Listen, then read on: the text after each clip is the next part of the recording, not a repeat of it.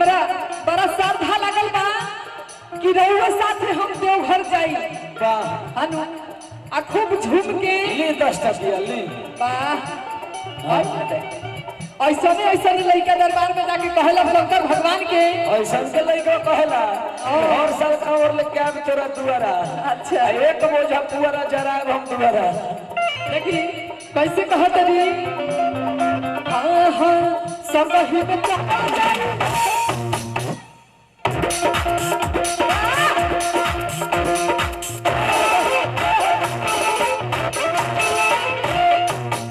रुक जो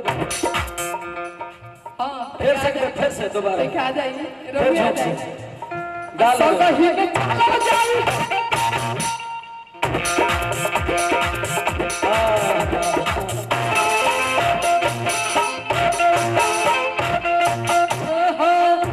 ही में चलो जाई अब बीपी कंट्रोल हो जाए बीमारी ना होई छिन के चले चलो चालू रहे हां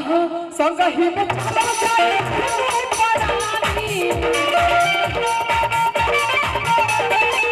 छम छम ना चल जाए माई के नारी